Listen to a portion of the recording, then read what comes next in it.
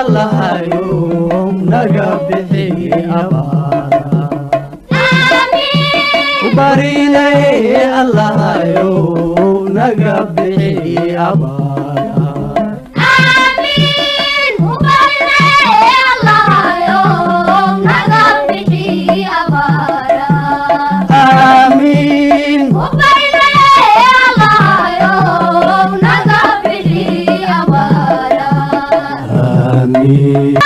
وبرينا الله يوم نقبحي أبارا وبرينا الله يوم نقبحي أبارا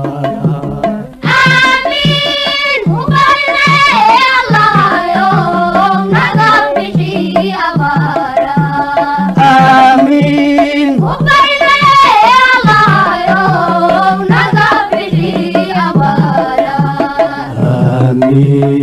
برينا الله يوم نقبحي أبارا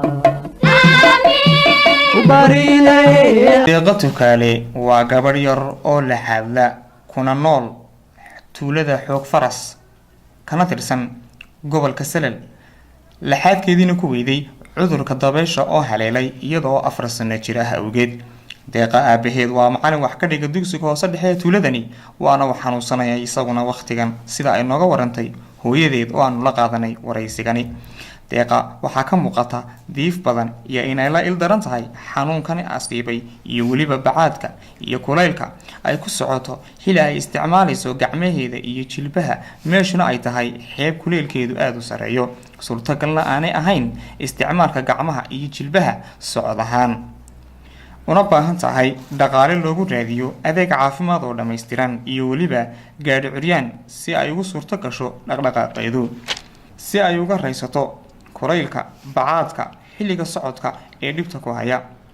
haddaba deeqa waxay ka codsanaysaa walaalaheeda muxsiniinta ah inay ka soo caawiyaan dhibtani gabadhani iyada oo muxuu ahaa 4 jira ayay oo fiican oo ciyaarayso oo wanaagsan oo qurux badan ayuu xanuunkaas ku dhacay saasay noqotay waxa dhalay macallinka dhiga xisaabta iyo af Soomaaliga carruurta u dhiga ayaa dhalay macallinkeena waxa ku dhigay kaajada isaga oo isna agartaas ku dhacday qoyskiisa sokorta u qaba wata gurguranaysa deedo lagu way laaban yihiin gacmaha saan waxa kuma qabsanayso waxaan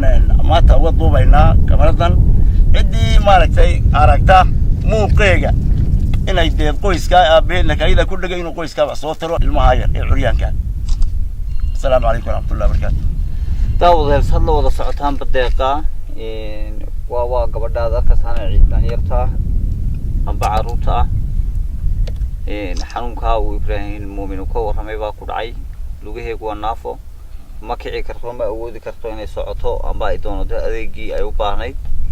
halkana cadceed bay ka jirtay iyo waliba hanfi kulul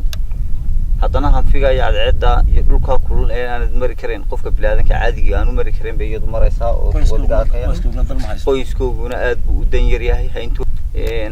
xaalad caafimaad bay u baahan tahay walaalaha muslimiinta meel kasta daafaha dunida ka daawanayaan intii muuqeeda aragto waxaan ka codsanaa si naxariis looga codsanaynaa inay wixii ay ku dhaamaan Ilaahay dartii ay u soo diraan curyaan yar haddii loo iibiyo guriga aad arkaysaan ilaa ma iyo iskoolkan iyo gaarkan gurguurad bay ku tagtaa waxaan jeclaan lahayn walaalaha muslimiinta ah ee naxariistu ku hadhay amba maalkooga jecel inay meel fiican ku bixiyaan urtul curyaaminta loogu talagalay ee bilaashadalka ku soconaya inay ku soo caawiyaan si ay cadceeda ay uga muxuu ahaa nasato wixii xaaladda caafimaad loogu dabiib lahaa bab dhaqaatiirta lagu geyn lahaana